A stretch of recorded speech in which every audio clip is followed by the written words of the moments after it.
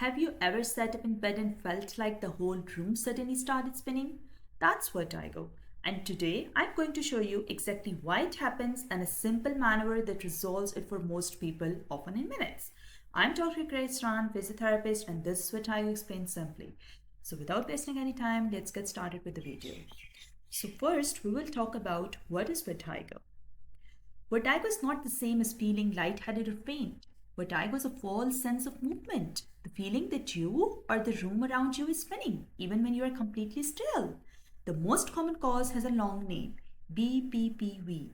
Let's break that down. Benign, meaning harmless. Paroxysmal, meaning it comes in short sudden burst. Positional, because it's triggered by a change in head position. And vertigo, the spinning itself. So harmless, brief, position triggered, spinning. Let's get to the cause of vertigo. What actually causes it? What's actually going on inside the ear? Deep in your ear are the tiny calcium crystals called otoconia. Normally, they sit quietly in a little chamber, but sometimes they break loose and drift into one of the semicircular canals, the loops that sense head rotation. Now, every time you move your head, these loose crystals flush the fluid inside the canal and send a pulse. You are moving signal to the brain. Your eyes and body disagree, and that mismatch is what your brain experiences as the room spinning. How do you recognize it? How do you know if it's PPPV? 4 classic clues. Number 1 is spinning on movement. The spinning is triggered by movement. Rolling over in bed, looking up, bending down, it can all make you feel spinning. Next is each spell is short. These are the short intense bursts, usually under a minute. Third, it often comes with nausea and a sense of being off balance.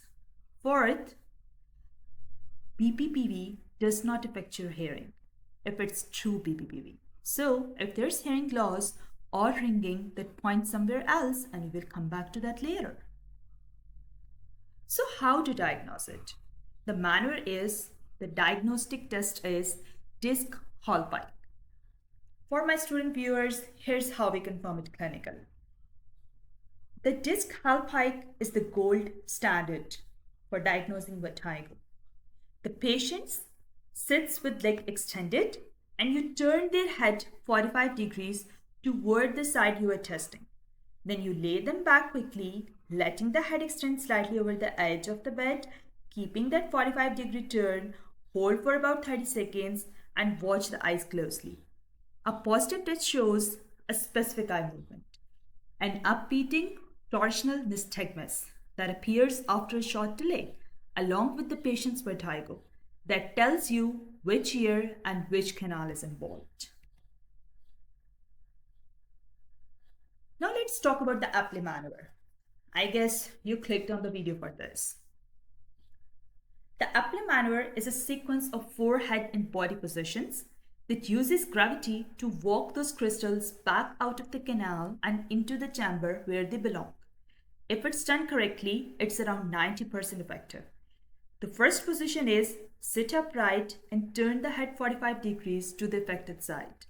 Second, lie straight back with the head extended just over the edge and hold for 30 seconds. Thirdly, turn the head 90 degrees to the opposite side and hold again. Fourth, roll onto that shoulder so you are looking down at the floor, then slowly come up to the sitting. Here's the most important tip on the whole screen. Hold each position until the spinning completely settles before you move on.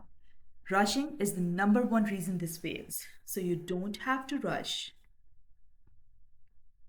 So what's the aftercare? What to do and what to avoid? Right after the maneuver, sit upright for a few minutes before you stand and take the rest of the day gently. That night, try to keep your head slightly raised rather than sleeping flat.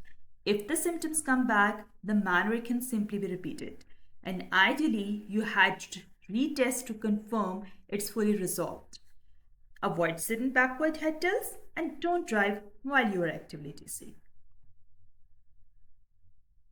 What are the red flags? In which cases you have to see a professional? Vertigo is usually benign, but a few warning signs mean you should see a clinician straight away rather than treating at home. These include sudden hearing loss or ringing, a severe headache, double vision or slurred speech, weakness or numbness on one side, or vertigo that simply won't settle. These can signal something beyond the inner ear.